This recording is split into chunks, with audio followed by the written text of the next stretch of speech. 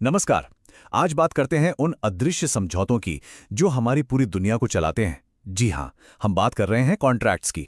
तो सबसे पहला और सबसे जरूरी सवाल, एक आम वादा और एक ऐसा वादा जिसे कानून लागू करवा सकता है, उसमें आखिर फर्क क्या होता है? कौन सी ऐसी चीज है जो एक सिंपल से प्रॉमिस को एक पक्का कॉन्ट्रैक्ट बना देती है? अच्छा, इस सवाल का जवाब ढूंढने के लिए ना हम एक सफर पर चलेंगे। कॉन्ट्रैक्ट की पूरी लाइफ साइकिल को समझेंगे 5 आसान हिस्सों में। सबसे पहले देखेंगे कि एक वादे में कितनी ताकत होती है। फिर जानेंगे कि एक कॉन्ट्रैक्ट पैदा कैसे होता है। उसके बाद देखेंगे कि जब वादे टूटते हैं तो क्या होता है। फिर समझेंगे कि चीजों को सही कैसे किया जाता है।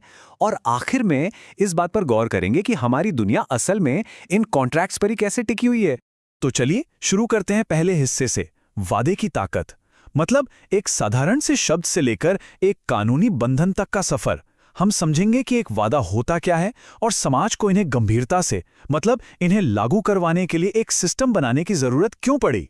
तो आखिर ये कॉन्ट्रैक्ट है क्या भला? देखिए, बहुत ही सिंपल है।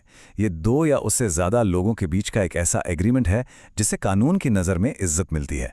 मतलब इसमें तय किए गए अधिकार और जिम्मेदारियां कानूनी तौर पर लागू की जा सकती हैं। ये इस सीधी सादी बात पर टिका है कि भाई जो वादा किया है वो निभाना पड़ेगा। अब आते हैं दूसरे हिस्से पर, एक कॉन्ट्रैक्ट का जन्म।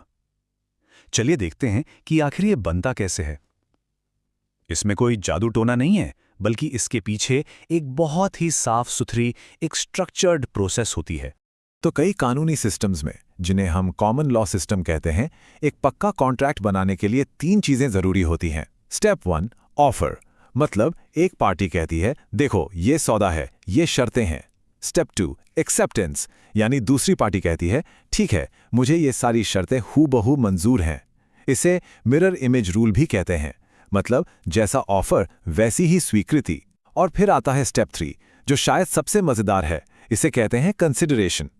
तो ये कंसिडरेशन क्या चीज है?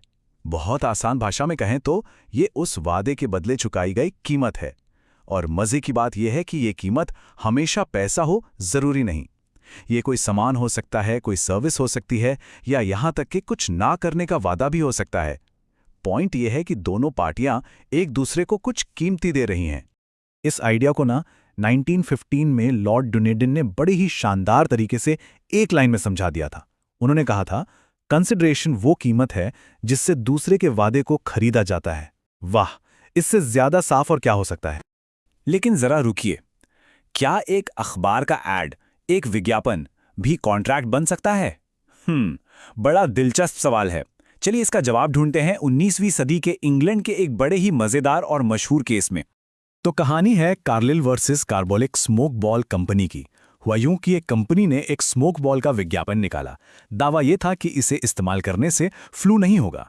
और तो और उन्होंने वादा किया कि जिसे भी इसे यूज करने के बाद फ्लू हुआ, उसे वो 100 पाउंड देंगे। बात हवा हवाई ना लगे, इसके लिए उन्होंने अपनी ईमानदारी साबित करने के लिए एक बैंक में 1000 पाउंड जमा भी करवा दिए। अब एक थी श्रीमती कार्लिल। उन्होंने स्मोक बॉल इस्तेमाल की, पर उन्हें फ्लू हो गया। बस उन्होंने कंपनी पर केस कर दिया। अब सोचिए कोर्ट ने क्या कहा होगा।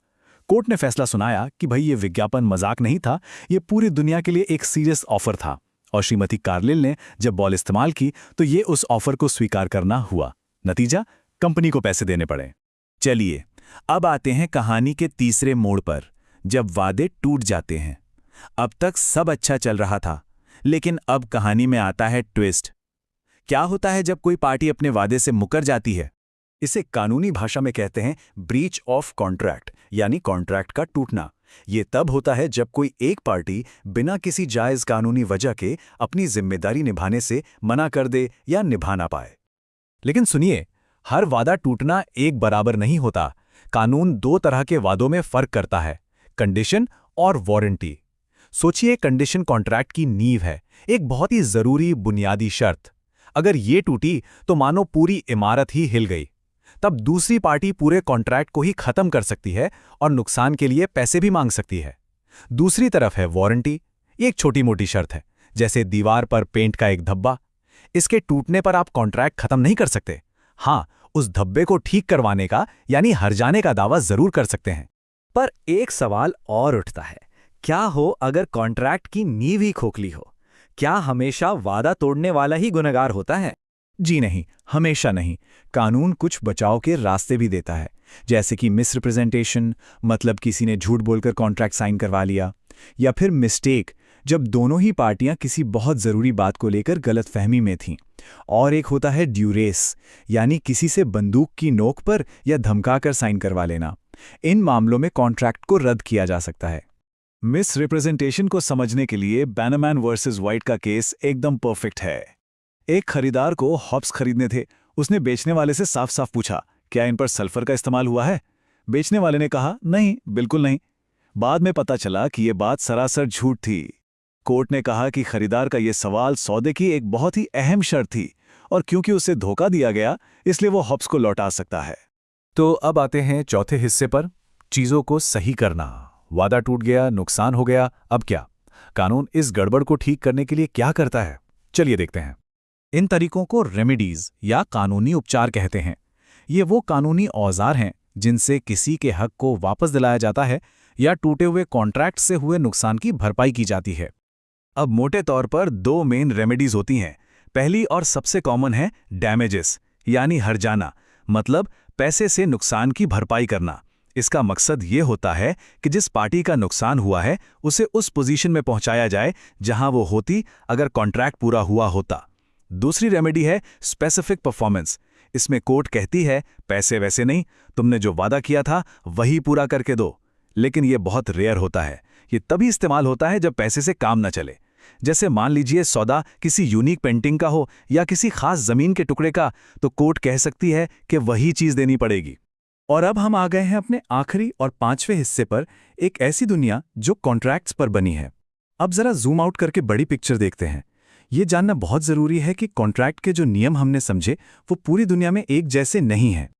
देखिए, जिस कॉमन लॉ सिस्टम की हम अब तक बात कर रहे थे वो अमेरिका, यूके, कनाडा जैसे देशों में चलता है।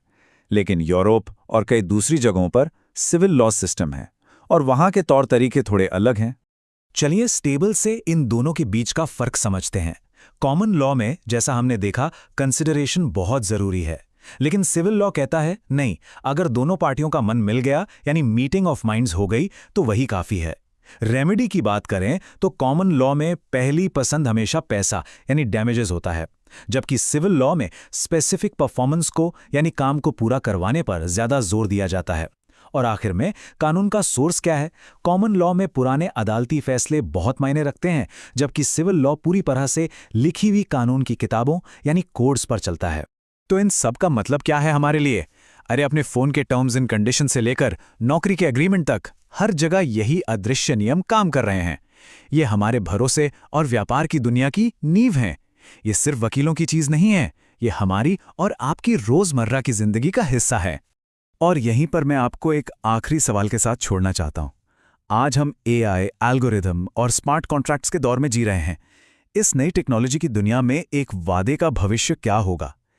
ये एक ऐसा सवाल है जिसका जवाब हमें आने वाले कल में मिलेगा। सोचने वाली बात है ना?